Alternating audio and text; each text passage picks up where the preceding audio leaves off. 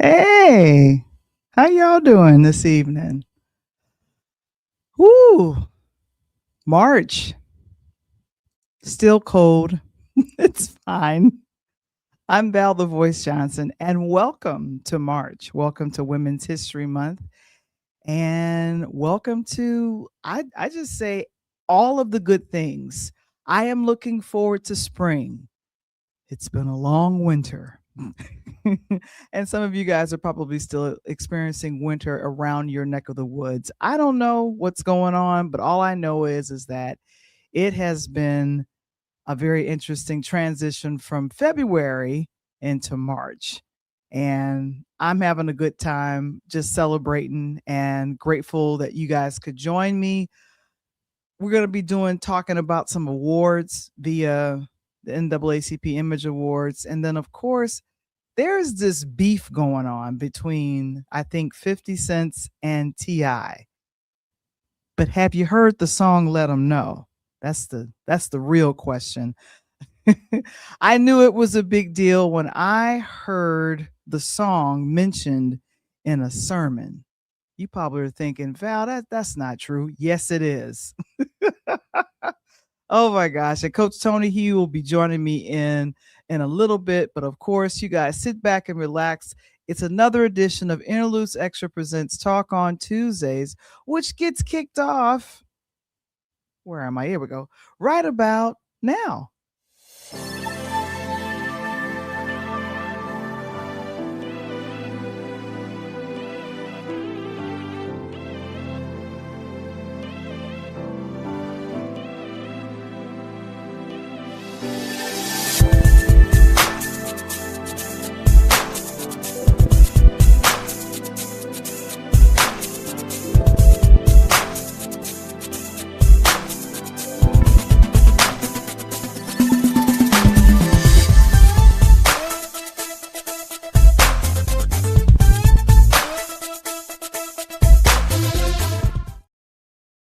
It's another edition of Interlude Extra Presents Talk on Tuesdays. And I am excited to let you guys know that we are here.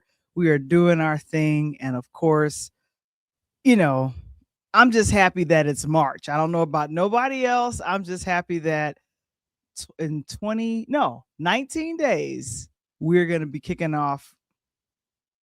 We're going to be kicking off spring. I don't know if the weather is going to catch up with that, but that's fine. But of course, we're cool with that. I see Mr. Springer is in the building.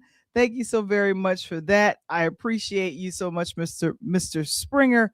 I like to always give him his respect. But of course, oh, why'd that go so quickly? No, I'm so sorry. The book, A DJ Saved My Life. Please get your copy.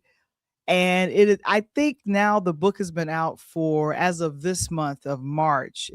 I released it in March of 2024, the digital version. So now it's available. You can go ahead and scan the QR code that's right there.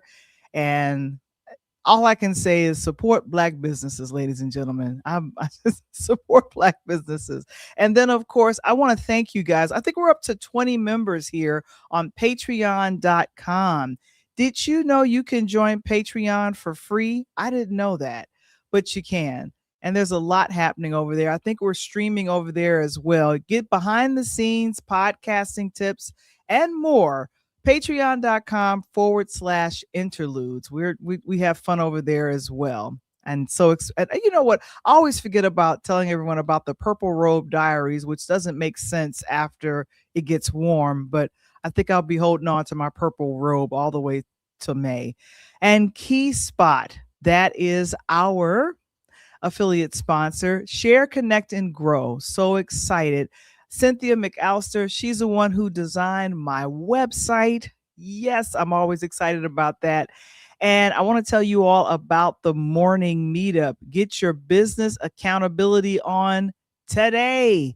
Do you know you can join this phenomenal virtual situation for literally $19 a month? That you all know that? Oh my gosh. And so who is this? David Chance. He is my business coach. I consider him that.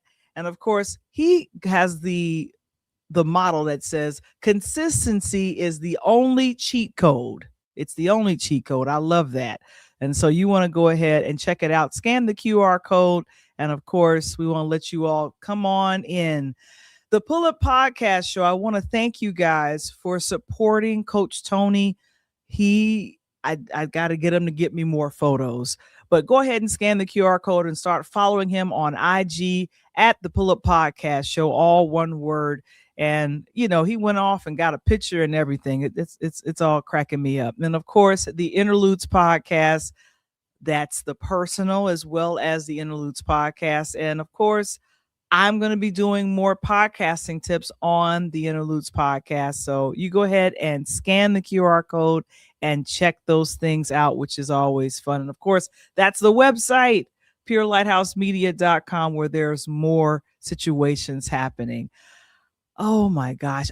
So Coach Tony, he'll be here in a little bit, but before I talk about the NAACP Image Awards, I want to let you all know it's Women's History Month. Did you guys know that? Oh my gosh, we want to honor the women that are doing phenomenal things in our world. And when I say in our world, I mean everywhere. And let me see if I could do this real quick. Let me see if I could do this real justice. I was going through and I was trying to figure out, who do I want to talk about for Women's History Month? It's March, and this is what we usually do, which is always cool. And let me go ahead and bring this up. Yes. Thank you so much. It designed it. It was all pretty and everything. It's all pretty. Oh my gosh. I really love that it's Women's History Month. We have International Women's Day happening too. So that's always fun. So I want to talk about a filmmaker you might not have heard about. Her name is Julie Dash. I don't know if you all have heard of him. She made a film in 1991 called Daughters of the Dust. And I am a huge fan. I've always been a huge fan of women directors. It's such a tough area to break into.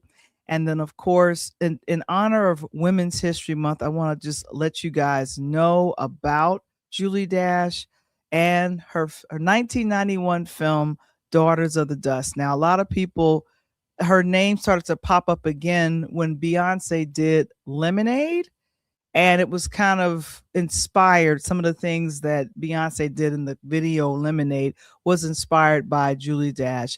She broke barriers with Daughters of the Dust. And this is why it's important. It was the first movie done by an African-American woman to receive wide theatrical release in the U.S.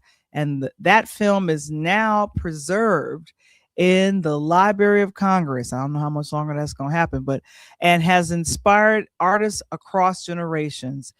Julie just didn't do a movie. She transformed what Black women's stories can look like on the big screen, and she continues to influence artists and audiences today. And she's been hired to do and direct a lot of television shows as well. So Julie Dash, I wanted to make sure that I mentioned her for in part of Women's History Month. Man, oh man. So before I get into it, let me know what you guys what you all do over the weekend. I went to a comedy show over the weekend. I supported my cousin. So that music that you hear that opens and closes out, it's produced by my cousin Kendall Nesbitt. With him and his wife, they opened a event space in North Aurora. Now that's a distance from me. So I invited my friend Carla Braithwaite, and we got a chance to go to this comedy show.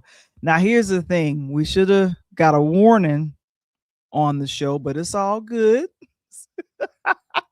I want to make sure that I do this. My cousin, she was celebrating her birthday over the weekend. That's Taronda McGee. Hey, Taronda. So she was there with her girls. It was a girls' night out, and that was at, I want to call it was at the event space. So our comedy person was Damon Williams, not Damon Wayans, not from the Wayans brothers, but Damon Williams. He's from Chicago. And let me see if I could get a picture of him real quick. Let me see if I could do that. Yeah, I'm gonna go ahead and share this. I love doing something and sharing something. So there we go. Damon Wayans. He said that he's turned 61. Been doing comedy for well over 30 years, and he was real funny. I really was cracking up with some of the things that he said. It's just the host, who is JC. This was a good friend of Kendall, and because they wanted to support my cousin's business, it was like, we're not going to charge what we would normally charge, because Jay is along with Damon, they have done theater, they've done much bigger crowds. I think it was a very reasonable price. And I want to make sure that I show Carla. Carla came with me, and we took some photos. Let me go ahead and do this. And when was the last time you guys went to a comedy show? That's another question. Like, is that something that you would normally do? She put the mic in front of me. She said, put it in front of the mic. I've been thinking about doing comedy again. So I says, well, let me be inspired. There's Carla. So she came with me. It had a beautiful rose background for the speakers and everything. And then, of course, that's my Kendall. That's my Kendall. That's my cousin Kendall, who him and his wife was hiding in the back. She had her eyes on everything, making sure everything flowed. They had 2 shows that happened. And so congratulations to Tiffany and Kendall.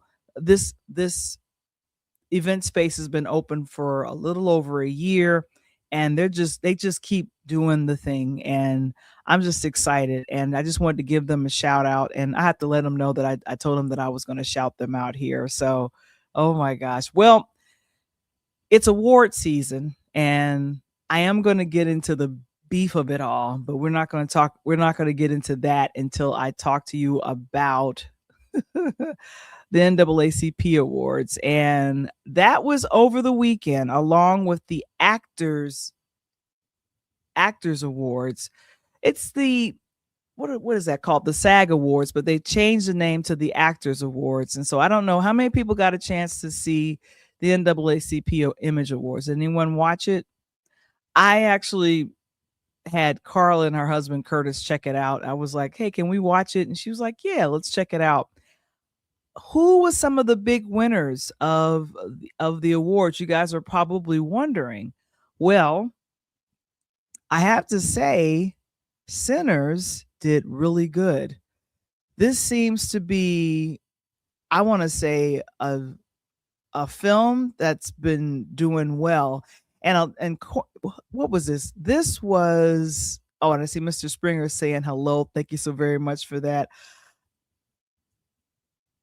If you remember, actually, I think about a week ago, Delroy Lindo and Michael B. Jordan was presenting, and there was someone in the audience that had Tourette's. I would love to know what you guys thought about that. It was a racial slur. I'm not going to repeat it.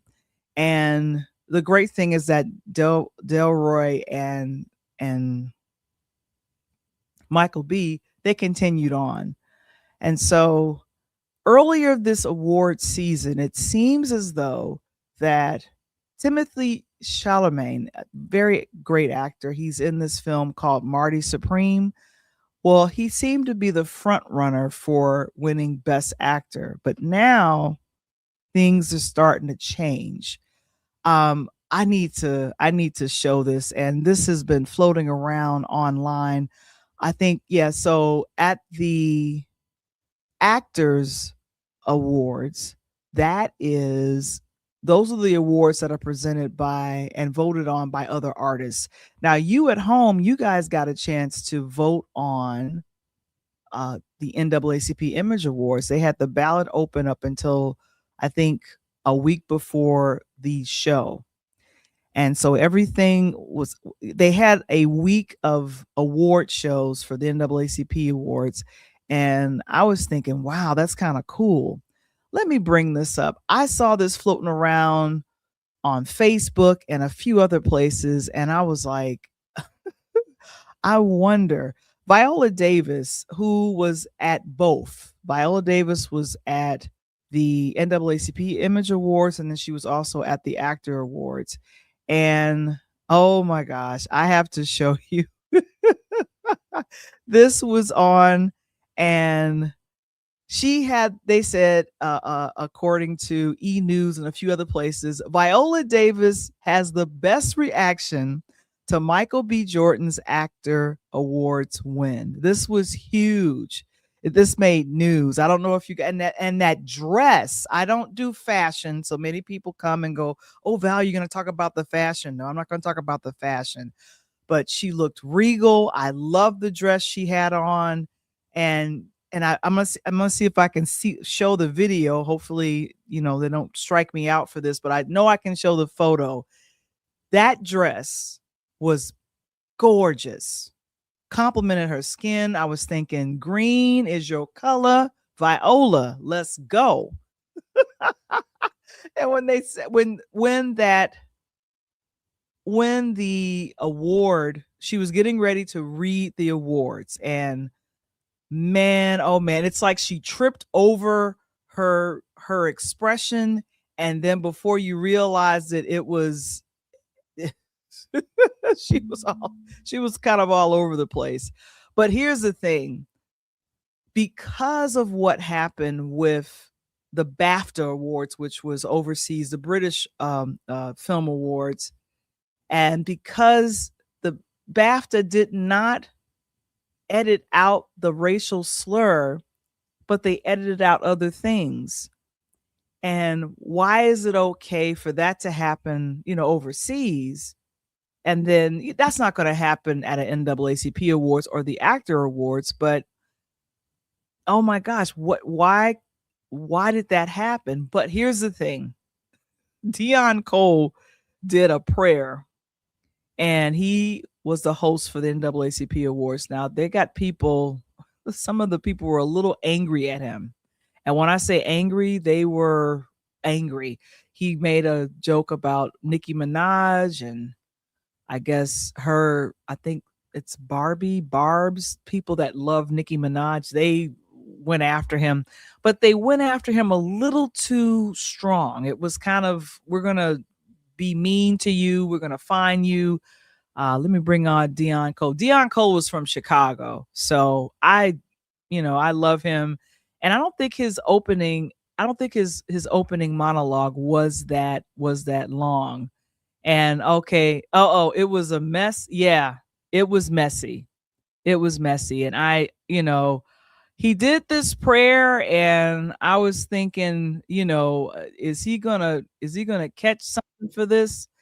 And I was thinking, I hope he doesn't catch anything for it. So when he did his presentation, I think, and then of course he mentioned what was happening with 50 Cent. And so we're just kind of like, oh, good gracious, what's going on? But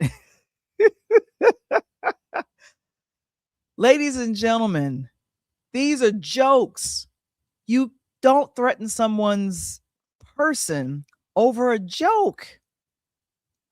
And so, and it being done in a prayer, come on. But here's the thing, a lot of people are upset with Nicki Minaj because of her kind of this BFF friendship she's trying to have with the administration right now. But for myself, Coach and I discussed it. We all know she has, what do you call this, ulterior motives. And to find out some things about what's going on with her, a lot of people are like, she's canceled. I don't like her no more. We're just throwing the baby out with the bathwater. And I'm just kind of shrugging my shoulders like, whoo, you have written a check your behind can't cash. But she still has people that ride or die with her. I would prefer ride and live. No riding and dying. Just live. And please don't threaten people. These are not the times to be threatening anybody, especially not a comedian. We need people to make us laugh. I would love to know some of your thoughts on that. And Janelle, thank you for letting me know. Alan Cumming, yeah, he was the one who did an apology. He tried to apologize for it. That's what he did, Janelle. But both Michael B. Jordan and Delroy Lindo handled the situation with grace and class. I cannot say that enough. I cannot say that enough because think about it. It's very tough when you're thinking about some of the things that's happening in your home country, because keep in mind, they were in Great Britain. They were away. They were not in the States. That was overseas. I could be called the N-word here in the States. I don't need to hear that overseas. Now, a lot of people were defending this gentleman, saying that, he has Tourette's and it's an uncontrollable condition. So if that's the case and he's in the audience and he said those slurs, I feel like if he had said a slur against someone Jewish, that would have been edited out. But we took the hit. No one except for the folks in that audience should have heard that. And here's the thing. If he had such a bad issue, why was he in the audience? And why did they allow that to play? Even though the BAFTA folks did edit the show, they did not edit that out. So I'm just calling that out. I am seriously just calling that out. And I see Dave, he says, why hasn't Prince William said anything? He's the president of BAFTA. That's a good question. Did he say anything? Let me take a look. I don't think he did. I'm looking around. I don't see anything. He probably did. And Janelle, she said that, Alan Williams tried to apologize, but the damage was already done. So racial slurs in these award shows, don't let it happen. And delay and edit. We don't need to see it. We don't need to hear it. I know I don't want to hear it. I do not want to hear it. We just don't. And then, of course, Dave, what did you say? Oh, Janelle, let him come to the BET Awards or the NAACP Awards and try that Tourette's. That's what I believe. Who was that? That's what Dion Cole said. He said, if there's anyone with, I think he mocked his name, John Davison. If you're someone that has Tourette's, I need you to check yourself. Let me see if I could bring that up.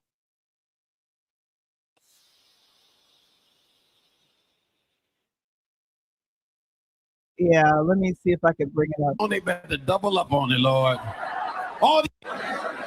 I advise you to tell them that. Correct. Oh gosh. I'm sorry. And Janelle, think about it. That would have not flown in any other place. So that's the reason why. And people always ask, well, why is there a separate award show? Why is there an NAACP Awards? Because of goofy things that happen at other award shows. However, the following night at the Actor Awards. Oh, and before I move on from the NAACP Awards, Sinners, 13 awards they won, including Best Picture. And that same night, I want to make sure that I show this because I was just totally happy. I believe, Michael B. Jordan won for Entertainer of the Year. That was the big thing. He won for Entertainer of the Year. And also he won for Best Actor. And I was thinking, okay, well, I know he's going to win for Best Actor. I'm 110% sure that he's going to go ahead and win for that. But like I said, let me see if I can find. Yeah, this was it. Here it was. So the cast of Sinners at the NAACP Awards, and then of course, and let me make sure I show you what I'm looking at, so you're not going, well, Val, what are you looking at? Let me see what you guys are saying in the chat. Oh, who is this? This is Nicholas. Hey, how you doing? He's using my full government name. He says, hey, Valerie. That's always good. So there you go. We got Ryan Coogler and part of the cast of Sinners. I think Miles Canton, he won for Best Supporting. and did a little performance at the NAACP Awards as well. And I believe Delroy Lindo won for Best Supporting in a film. So thank you so very much. And Janelle, let's see what you said exactly. I do feel bad for people who have it, referring to Tourette's, but they should not have been invited to any award show, period. If they have something they cannot control. I totally agree with that. And there was a film done about him, and I think that's the reason why he was there. But why didn't BAFTA edit out that racial slur? That's my only main question. You edited out everything else. You did not edit that out. Why didn't you do that? And congratulations. He got, what was this? He got Best Actor and Entertainer of the Year. He was up against Tiana Taylor, Cynthia Erivo, I think Kendrick Lamar, and one other person. I can't think of her name right now. She was Best New Artist last year for the Grammys. And so Janelle says Michael B. Jordan is up against Timothy Chalamet. And I think Leonardo DiCaprio, hoping Michael gets it. I think Leonardo DiCaprio has been nominated a lot of times, Janelle, and has not won it. He has not won it. I'm thinking to myself, what is going on with his luck? I saw one battle after another. I can't recommend it for everyone, but I checked it out and I was thinking, whoo. There's a lot of things that's happening. So I definitely, and the other great thing about this, and let me make sure that I show this, is that Ryan Coogler, I think Delroy Lindo kind of addressed what happened with BAFTA. So I was happy to see that. So thank you so very much. He kind of dealt with that, which is really cool. And Janelle said she loved One Battle After Another. It was very entertaining. Very entertaining. Like I said, I can't recommend it for everybody. But I was impressed with Chase Infinity, who plays the daughter of Leonardo DiCaprio's character, Bob. That was his name. After, you have to see the film. I don't want to take away from it, but this was Delroy Lindo, I think this was at the NAACP Awards. Just kind of making sure, letting you guys know what happened. Now, of course, that beautiful green dress for Viola Davis, getting ready to present, and looking at now the great thing about the Actors Awards, and this is the SAG, this is Screen Actors Guild, AFRA. I want to make sure that I say that right. April, I hope I got that right for you. Oh, okay. One Battle After Another. Dave says good movie. Okay, thank you so much for that. Appreciate that. So she's getting ready to present. Leonardo DiCaprio's not there. He's not there. But the great thing is that the actors vote for each other. They vote for one another. And I didn't know how that was going to work. I had no clue. And so, this was fun. I see Darren is on IG. Good to see you. He says he loves the opening song for the show. I appreciate you so much for that, Darren. Thank you so much. And so, I'm seeing who the folks are that were nominated. It was really good. Once she announced who won, like I said, she just kind of lost it. And then it was an emotional Michael B. Jordan. I saw Delroy Lindo kind of give him this hug, and he said something to him. I don't know what he said. And then Michael comes to the stage and just kind of, and here's the thing. And Janelle, so you liked Chase in the movie too. Chase did a really good job. She's nominated for Best Supporting Actress. She's for Oscar for One Battle After Another. And just to give you a heads up, Tiana Taylor won the Golden Globe for One Battle After Another for Best Supporting. So I'm wondering how that's going to play out. I am looking forward. I'm going to be doing like a binge watch on some of the movies that are nominated for best film. But Sinners, I feel like something exciting is going to happen at the Oscars. It's going to be interesting. So he gave an emotional speech about receiving his SAG actor card, trying to make sure that he qualified. I love that story, that he qualified to get his SAG actor card. You have to have so many lines, something like that, and then you qualify for that. And I was like, okay, that makes sense. That definitely makes sense. And so congratulate. And his mother was with him both nights. His brother and sister and mom was with him with the NAACP Awards. However, for the actor awards, it was him and his mom there. And then, of course, the cast. Now, I want to make sure that I get this correct. So I decided to get the article. Oh my gosh. Ryan Coogler. I want to make sure that I mention that he is someone who has won. His cast have won the best ensemble cast. That was Sinners that won. And so this was a major achievement. As of March 2026, Coogler's latest film, Sinners, has reached some historical heights. And let me just show this to you. So I was thinking to myself, okay, Ryan's been busy. SAG history. So this is a SAG history. Coogler became the first person to direct 2 cast ensemble winners at the Actors Awards, formerly SGA. I want to make sure I say that, winning both for Black Panther and currently this year Sinners.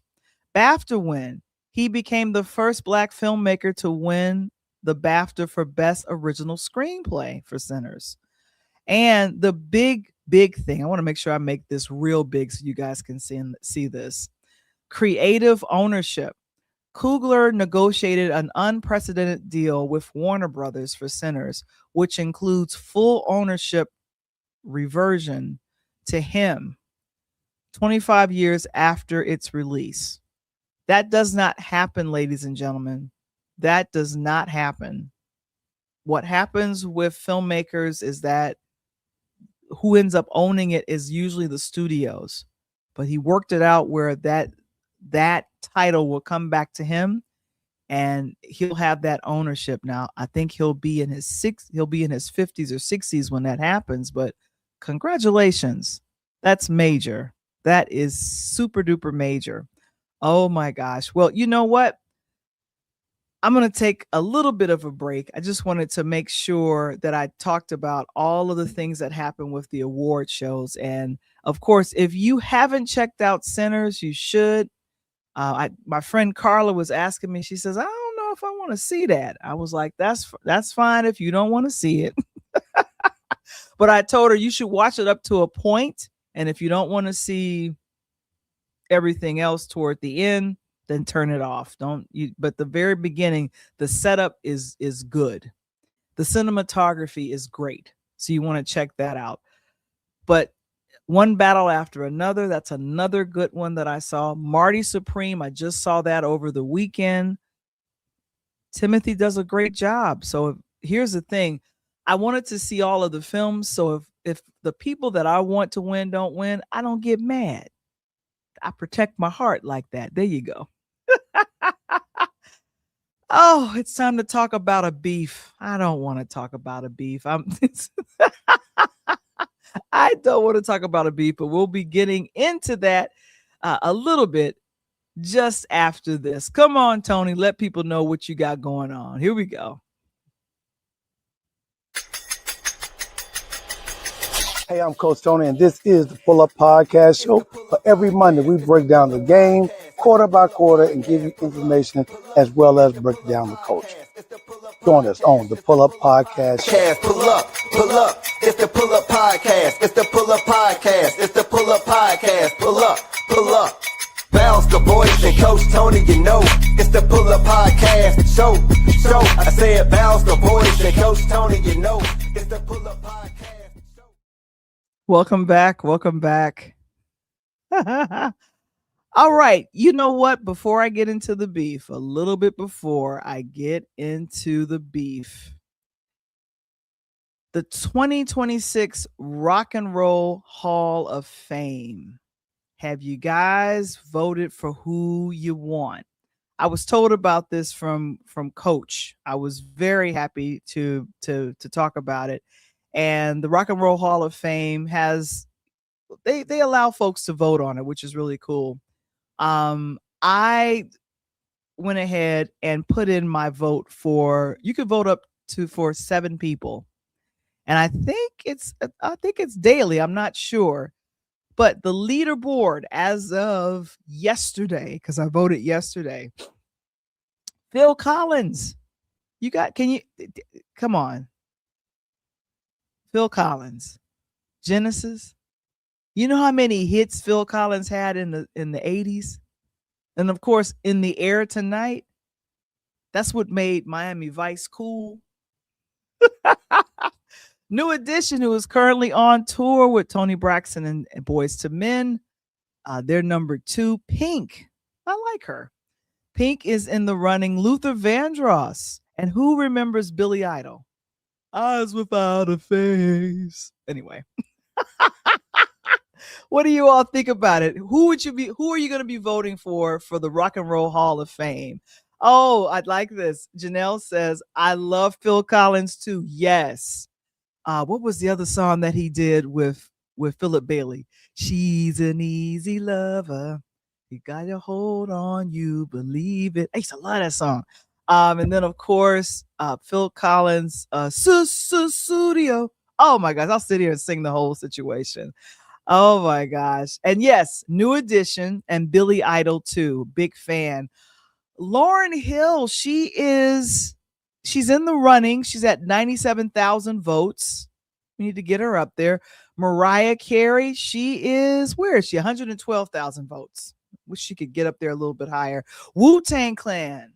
Now that's who Tony is pushing for. He's pushing for Wu-Tang, which I totally get. And of course, Sade. Yes, Sade is at 123,000 votes as of yesterday.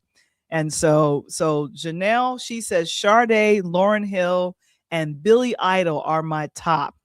Yeah, did I vote for Billy Idol?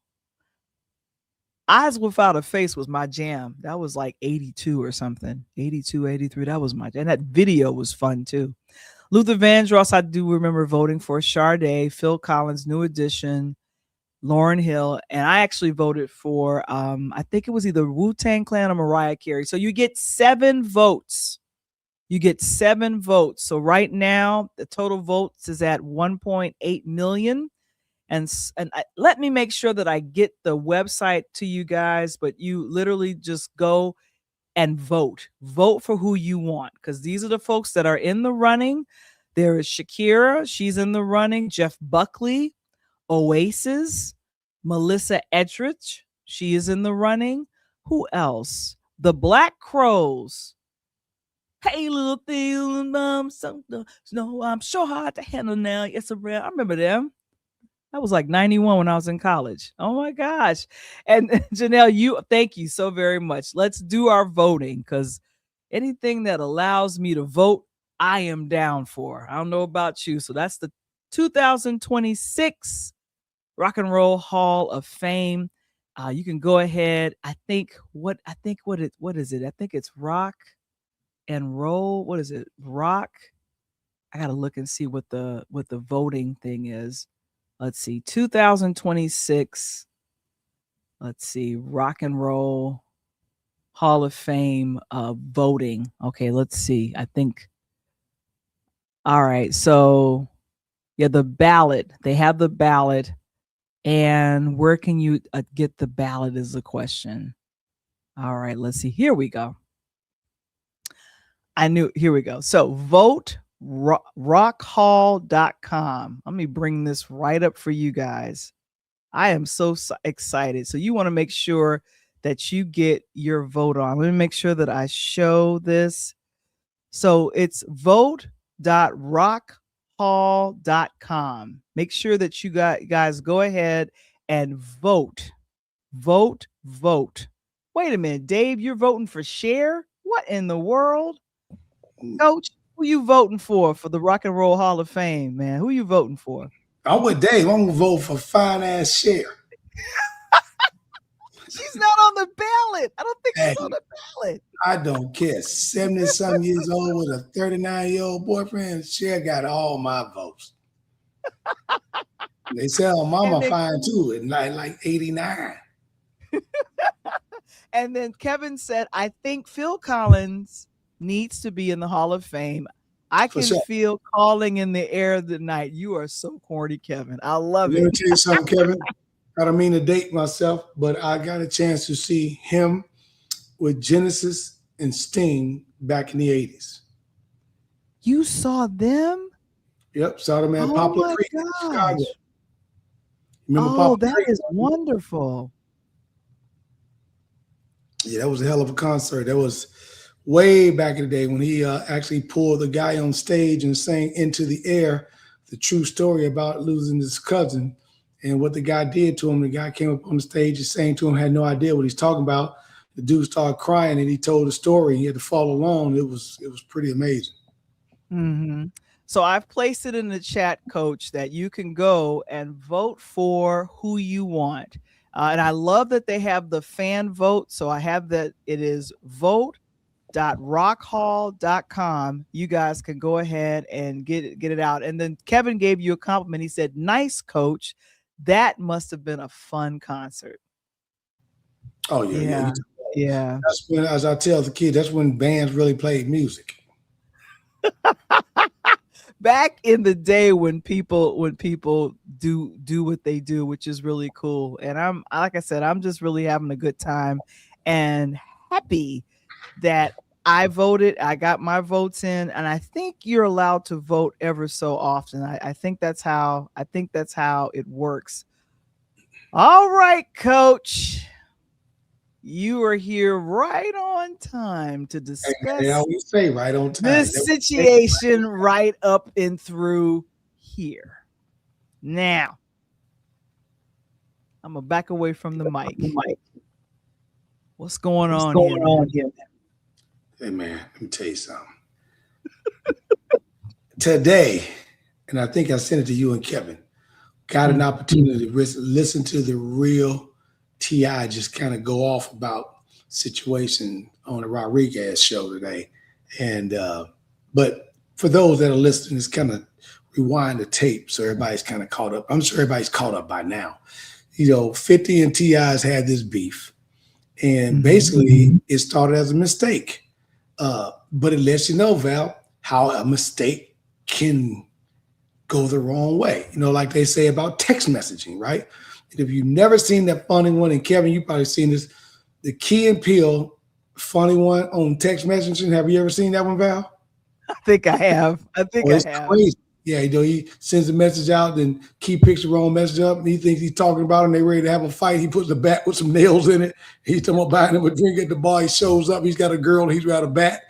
But again, kind of the same thing. And so the word has it on this is basically when T.I. bumped into 50 in the airport in L.A., kind of passing, T.I. kind of said, "Hey, man, we need to get that verses on," and, like any probably celebrity in the airport. "Yeah, man, no problem. Holler at you. Get your people to holler at my people." Basically, keep it moving. I'm just being cordial. And T.I. kind of took it as though, okay, cool. He wanted to get this verses on. So T.I. went and started working on some music, some tracks, so forth and so on. Got back at 50, and 50 like, "I don't know what the hell he talking about. I never said I was going to do no verses." He even forgot he even met him in the airport. They even had not a drive-by, but a walk-by. And then it kind of went from there. And then 50, as he normally do, likes to meme people, put a meme up on T.I., basically saying, basically he begging and everything else, put the hand up and all that. And then T.I. responded with a track. He was hoping that 50 would come back with a track, kind of like the Kendrick Lamar and Drake situation, but 50 just memed one more time. So T.I. drops another track. This time T.I. comes back. 50 comes back, drops a meme with Tiny, which is T.I.'s wife. Now you done took it personal. For what reason it got personal, I don't know. Then the kids get involved. And Lil Harris and 50, T.I. said today, he hates when Baby Boy get involved because he's reactionary. He doesn't understand how to, But you talking about my mama. Some people cool with mama jokes, other people ain't. But then Damani, the oldest of the kid who can rap, is good. I didn't know that T.I. had 7 kids. Did you know that? Well, here's the thing, Coach. If you hadn't seen the reality show, The Family Hustle, it's like all of the children, all the kids are introduced through us through reality television. And him and Tiny, I was just kind of like, oh wow, this is like hip hop royalty, because they're showing how they're raising. Yeah, they're showing how they're raising their kids, and of course they're getting money off of doing the reality show and then doing whatever. And so yes, he said, I think I saw an interview he did with Big Boy, and he says, I have kids from age 29 to 9.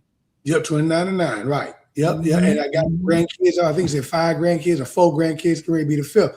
But what turned the quarter on the tail was when the little one decided to then come back at 50 in an angrily way, and I know you probably can't play it, and basically told him to get the F up off his mama, what he'll do to his mother. And 50 lost his mother as a kid in a fire, going through some really bad situations that she was dealing with in New York, and it's kind of personal to him. So the little one not only did that, he kind of came at him sideways. Then 50 puts up a meme with him looking like one of the Bart Simpson characters, about a head. So he snaps again, and this time he makes a track, and he goes and get a T-shirt with 50's mama face printed on it. But now we really got beef. So again, some people thought, hey, when you go that way, 50, you got to deal with what you got to deal with. Other people thought it crossed the line. I was surprised when T.I. said today that, his son crossed the line, but you messing with a family. And he don't need to rap. He don't need to do anything. He's good with everything he does, and so if you want to buy a house, a car, or whatever that may be. Now, when Damani, the oldest kid, got involved, he kind of then dropped the old Outkast track, Sorry, Miss Jackson, and wrote 50 Mama a letter, basically pinning 50 Cent versus Curtis Jackson like it was 2 separate characters, even though it was one person. Thought that was dope. And people realize it was too. So that's where the beef has been at. Right now, it's kind of dying down. But on the other side, it's lifted T.I. up because now he's got the #1 track in the country all of a sudden. Yeah, and that's T.I. with his wife Tiny. And so I'm sitting up here like, okay, so I'm gonna do the numbers because so T.I. as of February of 2026 is worth about 30 million. That's pretty decent. Okay. But 50 is worth 150 million. Right. So like I said, about 150 million was bought it from Coke. So right? So the thing is, Val, is it big money is it big bank take little bank, or is it why bother? Because I'm listening to Joe Budden and a couple other people, it was like maybe 50 was so busy, he didn't remember bumping into T.I. and he didn't remember agreeing to do a versus. And T.I. took it because maybe, not saying he's hurting for money, but he thought it'd be a good situation because T.I. is a battle rapper within a sense. And he felt that of all the people that he would put his music up against, 50's catalog would probably be it. Now, let's look at that. Get Rich or Die Trying, ridiculous. The second album, still good. But once 50 got to his third album, it was okay because he was starting to jump in the music business. T.I. been solid pretty through. He's on his 25th and 20th anniversary albums, and this is about to be another one. Exactly. And the name of the new album is called Kill the King. And he's saying that this is probably going to be his swan song, like the last album that he does. And you mentioned this. I've never heard of this podcast, the Ybor Laurie Rosenberg show. So this released about, I want to say 12 hours ago. So it came out earlier, and he literally talked about retirement, how he felt about his kids jumping into the beef, and just kind of what's happening with it all. And so I'll put a link to this full interview because I don't want to. What I like about it, Val, to me, as we can see him talking, this was to me the real T.I. because they didn't hold back. Because they were like, hey, come on, man. You started this. You jumped in this. Last time we saw you, this was going on. Last time we had you on the show, that was going on. Now all of a sudden, you want to downplay the beef. When basically it kind of started from your side of the track. And he explained that part. And like he said, it's true. At $30 million, he can do what he want to do. At $30 million, if he want a new house, like I said, he can buy a house. He can go spend $1 million and buy $1 million house or $2 million home in a nice neighborhood and probably make that money back in about 6 months just in interest or in stocks. So like you said, he has no want. What I hate about it is that, to me, now you guys are listening tonight, you tell me if I'm right or wrong, because I'm an old DJ and I love my 80s, 90s. But is this another sign that hip hop is dying? Is it another sign that, and I don't mean dying, meaning that is it another sign that hip hop, just like R&B a few years ago, right? They said R&B need to be rescued. And who came and rescued the R&B people, Val? The old heads. Who got concerts all over America right now? The old heads, right? The Isleys, New Editions, Bobby Brown, Prime McKnight, all these guys, they're selling it. Stephanie Mills, Monica, all these people, they're coming back. Why? Because they are the show, and they know that we, Gen X's, are going to come watch a good show because that's what we grew up on. And if you look at girl or boy bands, they died a long time ago. Yeah, right? They did. I would say Beyonce and Destiny's Child may have been the last true girl or boy band, in my personal opinion. There you go. They really made it. Well, all I can say is that I think what is most important is that this dies down immediately. Like that new single, Let 'Em Know, I heard it a couple of times in my car yesterday, and I'm like, this sounds like a throwback to the old T.I. we were introduced to in 2000, 2001, and just kind of the cadence and everything. I'm like, okay, I like this. It's not the diss track that came out. It's the single that is supposed to kick off him coming back with Kill the King, the album. And I love the interview he did a month ago with Big Boy out in Los Angeles. So I was really impressed with this stuff. Here's the main thing. You mentioned that people are out cheer doing their thing. Y'all need to see the Tiny Desk concert with Jill Scott. No, you need to see the Tiny Desk concert with De La Soul. But that just came out. For hip hop heads. Jill Scott was dope. Yeah. But I definitely need to call out this concert. The background singers in this particular, you see the three of those gentlemen right there. Yes, they killed it, and they are literally following her around.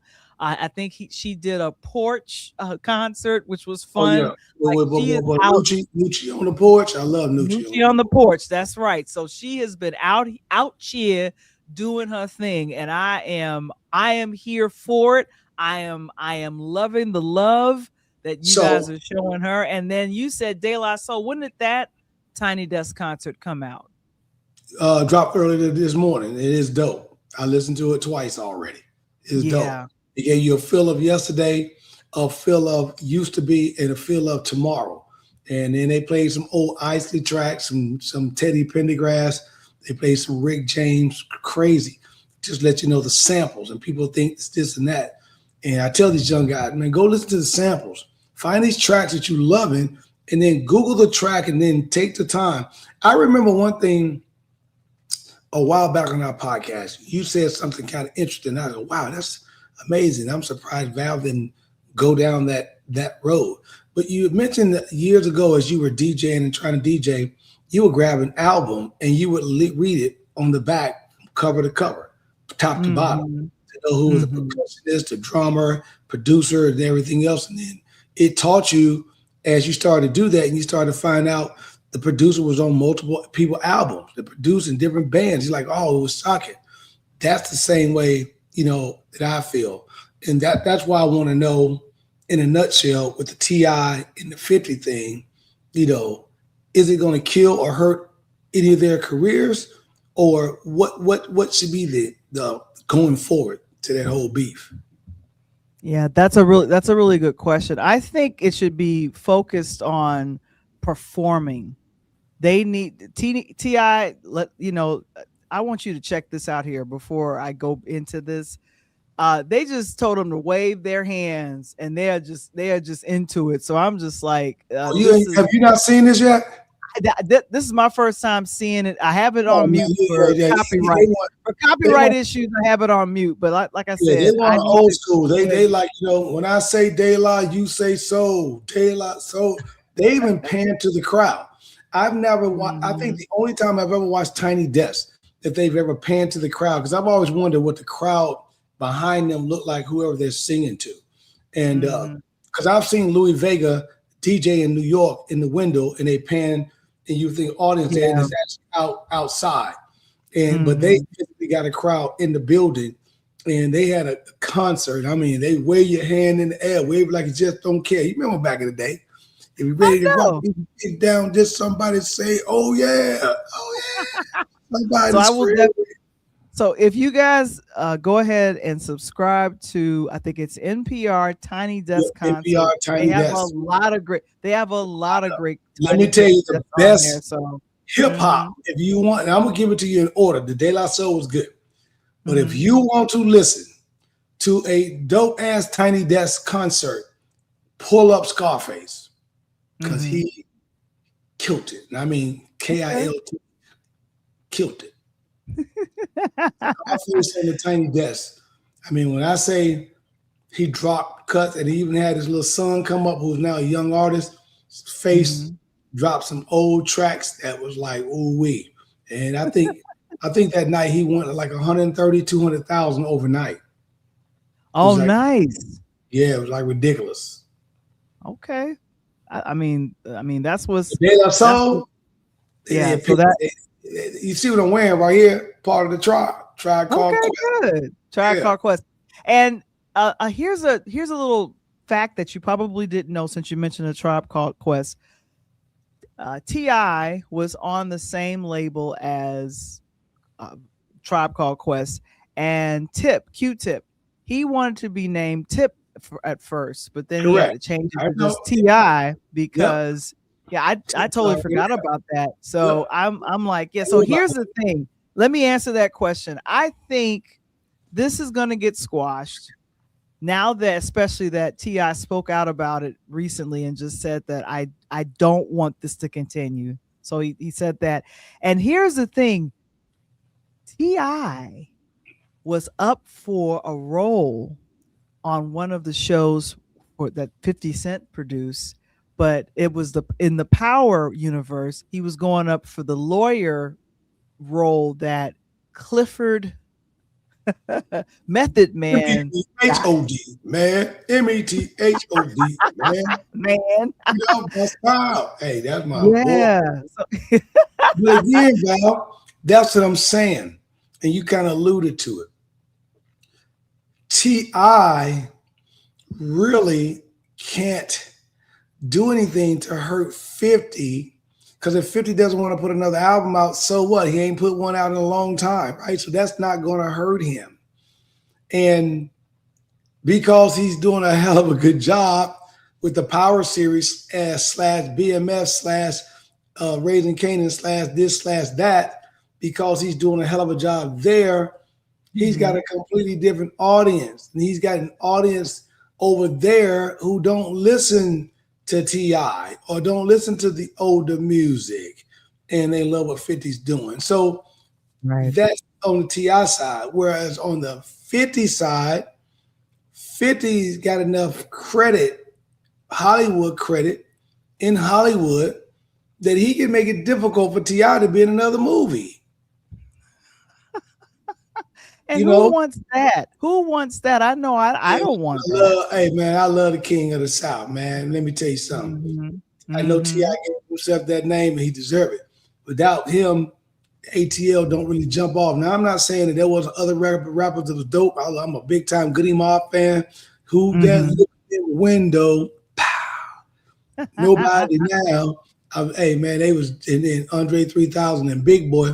They set ATL on another level. I remember, Kevin, I'm gonna give you another one. I watched the launching of Ludacris, and I can tell you, 2001, Kappa Alpha Psi, the come out party, Tennessee State University here in Nashville. We watched Luda come up from the A, and you know what he's saying, Val?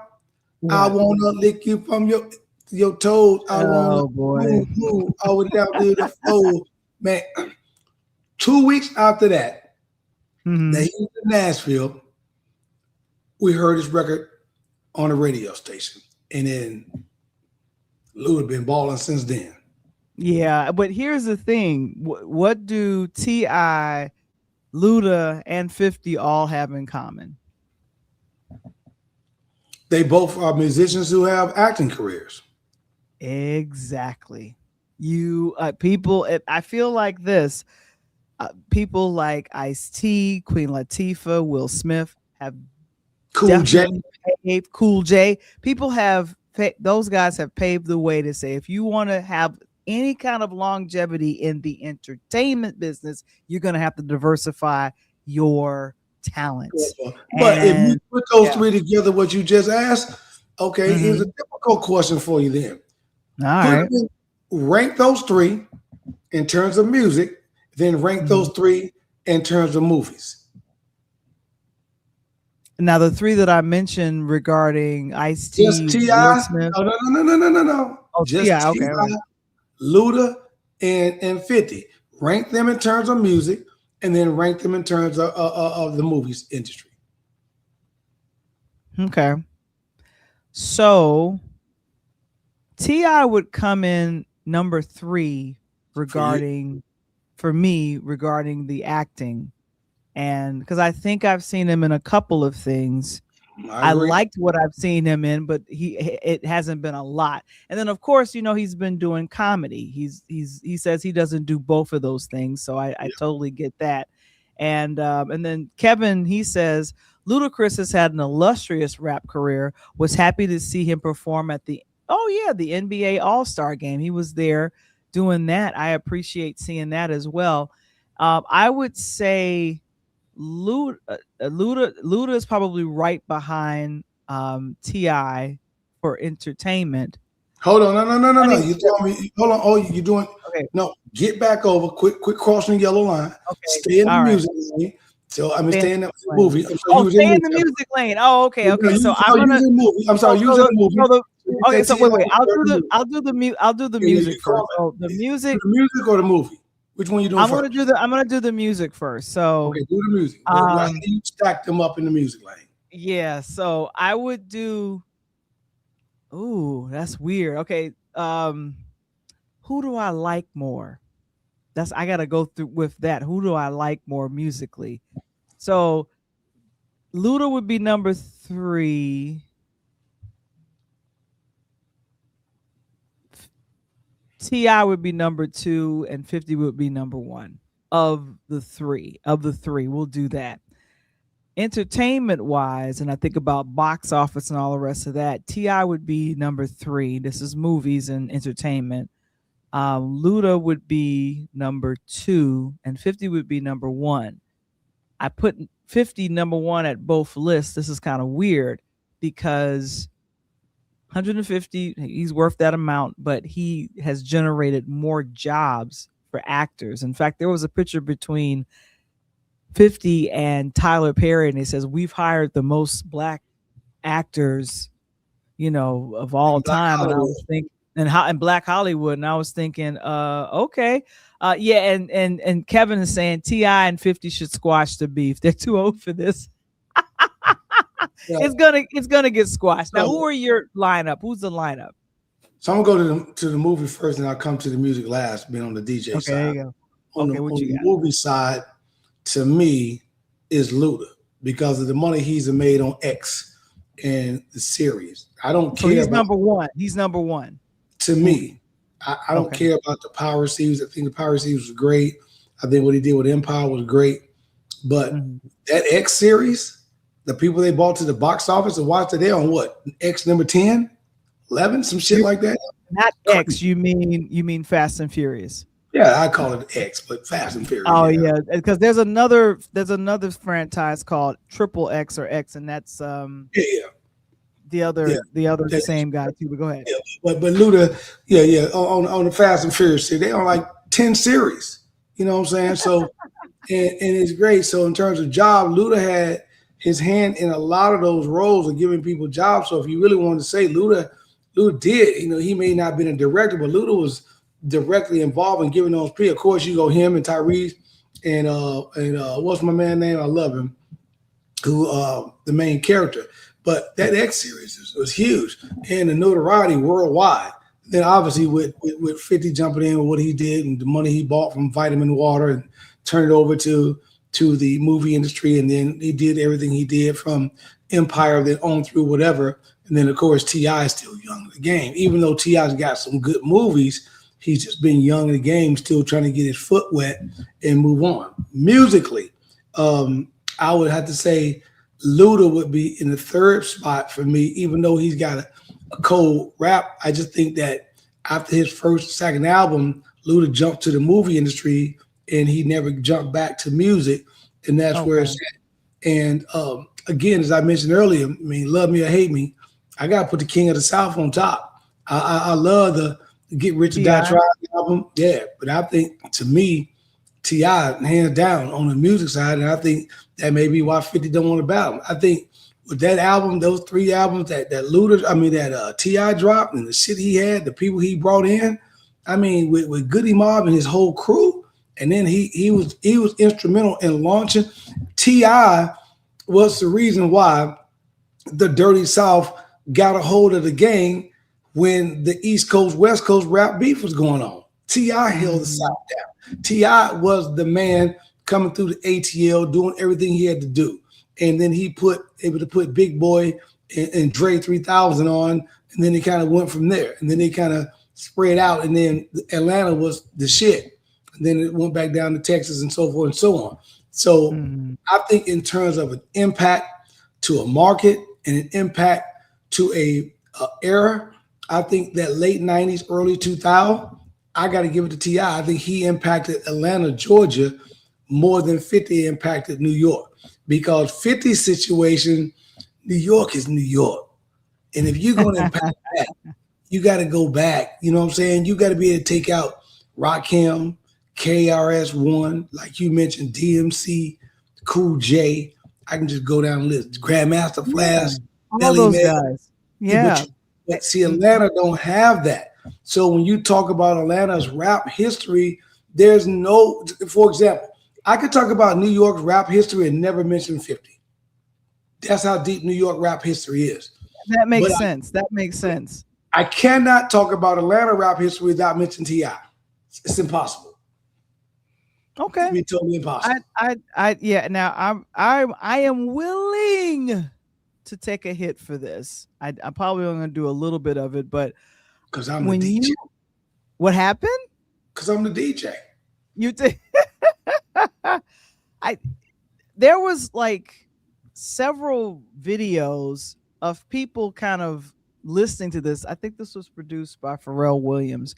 Yes. T.I. was interviewed. T.I. was interviewed by, who is this? He was interviewed by Big Boy.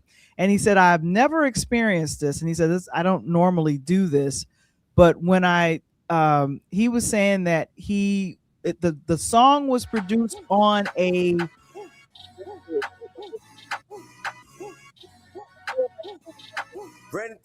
and I'm like, okay. And people are like really hyped with this song. And I'm like, all right. It's back to that old T.I., man. If you go back to, man, you go way back to, man, to that early day T.I. That's when T was spitting like that, when he was the king of his elf. Before they called him T.I., he was still Tip. I'm telling Well, you. he said that he got clearance to call himself the King of the South from others that established that situation. But now he says with this, the new CD and the new album that's coming out, it's called "Kill the King," and you know, we're in a rap beef. I feel like this: who's playing checkers and who's playing chess? Well, that's a good question because I think they both are playing chess. I don't think anyone's playing checkers in this. Here's the reason why. The kids got involved. If the Yeah, kids never got involved, they could have been playing checkers and moving back and forth, and I just get across the board, crown my ass, and I can jump anywhere I want. But when the kids got involved, you now got to move strategically. You cannot move the way you want to move. And being that T.I. has more kids, grandkids looking and following him, he has to move more strategically than 50 in this whole situation. One, not to kill his 30 mil. Then now that fortune goes south because he got to live off of it, can't get nothing going. But he's got to be smart because he's trying to work and build on for a legacy. 30 mil is good money, but the kids still probably got to work and do a little thing. 50's that next legacy type money. He's at the type of money that shit, he ain't got to do nothing for a few years and his money gonna make money. exactly. So he's got it. I feel like all of this is going to work itself out, and this will be great promotion for his music. And then, him kind of doing this comeback, because Let Him Know is the first single, and it's #1 on Billboard, I think, Hot 100, and then also, I think, the rap chart. So it's like if you need to go back to Paper Trap. I'm sorry, what was that? And I said, if you need a little teaser who T.I. really is, then go back to trap music and either listen to that or listen to Paper Trail. I'm telling you. Yeah, so I'm telling you, this is really exciting, and like I said, I'm gonna look. I'm telling you, probably by the end of the week, this is gonna get squashed. I don't think it's gonna go beyond this, and I hate that the kids got involved. He even said that he hated that the kids got involved. I think it gets squashed only if 50 continues to stay silent. Because what they say, real men move in silence, right? Real gangsters move in silence. You never see a real gangster come up on you because if you see him, you already a goner, right? So I think 50 good with that. I think he swallowed his pride on the situation with his mama. He probably went home and said, "Okay, I deserve that. I threw little man a fish in the water. I gave him. I fed his mouth, and he probably said, you know something. But the quickest way to kill him is to shut up, because if I say something, now it's filled. Now they're gonna come up with a new track and another track. But you can't keep coming out with tracks as I ain't saying nothing, because that means your track ain't meaning nothing. Because what are you right? I can say Val got a water head. She got a big forehead 100 times. About my head. Oh my gosh, right. Talk about my head. But you can say, but the coach at least ain't bald headed like you. You know what I'm saying? But if you and I going back and forth, that's cool. People laugh about it and they'll chime in. But if I say Val got a big forehead, and Val never said nothing to me, doesn't say anything back, remember everybody that's listening, what movie did that? That won 8 Mile when Eminem told him, man, I know I live in a trailer court. I know my homeboy's a snitch. I know my other homeboy's a sellout. I know B Rabbit shot himself. I know my man sleeping with my mama. Grab this mic, but I also know something that you don't know. You grew up in the suburbs. Your mama and daddy still together. You get money and allowance. Now get the mic and tell somebody something they don't know about me. What my man do? He froze, Val. Why? Because when you take a piece of paper and you draw the lines on it and you make it look like it was produced from a factory, what else can you do to enhance it? Exactly. What can you do? Yeah. And so you just, like I said, this is going to go away. And this will not continue. And like I said, this has been fun. I thank you so much, Coach, for letting me know all about this. And like I said, it's a wrap. This is not going to continue. And so that's my whole thing with that. Now, I'm gonna have you have the last word about it, and then we're gonna move on. I was gonna say, now y'all lucky because Coach Tony should have gave y'all the hood review. Oh my gosh. The Interludes podcast, we have a new episode that's coming out, and it's all about Jesse Jackson. Yes, I Am Somebody, the legacy of Reverend Jesse Jackson. And the QR code, and go ahead and listen to or watch on Spotify. And of course, I shared my appreciation about the civil rights icon. The last of his honored things are happening in South Carolina and DC this week. And then they wrap everything up this weekend with the people's funeral. That's going to be on Friday at Operation Rainbow Push. And then they have a private ceremony, I think, on Saturday. And I want to shout out Nashville because you missed it. Nashville, Tennessee. Hey, I appreciate it. Big ups for the Rev. They shut the city down last weekend from Clarksville Pike down towards Tennessee State University. And they marched and to celebrate the celebration of Dr. Jackson and what he did for Tennessee and Nashville. So you missed it, Val. I meant to get some pictures for you, but it was a great celebration. Do you have pictures? Because I could put it on the gram for you. Yeah, I'll get you some, but Nashville showed up. They did a very good job, and appreciate the city did a very good job of making sure that we don't forget another one of our kings. Not kings, but one of our kings. Kings, that's right. Coach Tony, speaking of his Instagram, go ahead and scan the QR code and follow Coach over on Instagram. It is the Pull Up Podcast Show, all one word. You go ahead and follow him there. And then, of course, for myself, it's two places, interludes_podcast and Val the Voice Johnson. And, of course, Coach Tony returns live March 16th. What you said, I mean, we just had an opportunity to rerun last week, and next week we'll watch a show. And we got some interesting people because we are celebrating March and Women in Sports Month to really celebrate and give back. Also, something I haven't said, I need to start saying more of for our listeners all over, whether it's interludes or pull up. If you have someone that is an interesting read or someone that needs to be, out there, let me and Val know so we can pull up on the podcast. And just like she just pulled up at the end of the month here, big ball of bread, Coach Tony right here in Nashville, Tennessee, as we say.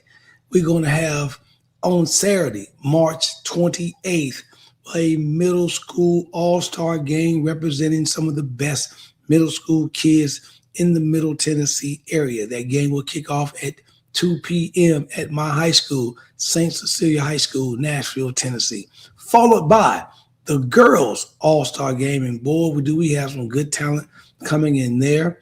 4 p.m. game on the high school girls. And we're going to close it out with the boys doing their thing. 6 p.m., all for the National High School All-Star Big Baller Brand All-Star Game. So scan the QR code. If you have anybody that you know, a cousin, a niece, a grandchild, a daughter, son, that can play at the next level. I'm not taking anybody. I'm only taking 24 kids for each of these. But scan that QR code. Call Coach Tony. Hit me in the gram at the Pull Up Podcast Show. Let me know who you got because I get to approve that roster, Val, and then we'll invite that kid. By the way, hurry up because spots are being taken right now and they're going quickly. That's what I'm talking about. We appreciate you for saying that. And of course, the book The print book is available at DJ Saved My Life. You can go to purelightHousemedia.com. Mr. Springer, thank you so much for that as well. And then, of course, patreon.com. You can join the place for free. You do not have to pay. But, of course, $4 a month, that ain't nothing. Oh, I'm sorry. I want to make sure that I do this. There we go. We're shining. We're smiling. Coach, this is fun. Thank you so much for telling me about the beat. Yeah, I'm just glad y'all waited on me. You know, they always wait for the best for last. I'm just glad y'all waited. I'm telling you, right now, I think my damn nickname is the Fly Jock, but I call myself the Roll Jock because I'm rolling around Nashville right now watching high school basketball. A lot of it, state tournaments is on. Unfortunately, I'm late right now. I got to go recruit. That's what I do, the life of a coach and a scout. Got to go get kids. You know, I don't get a chance to keep in this lane unless I go get the kids. And on that note, we gonna let y'all have your week, have your peace back. Peace. Peace.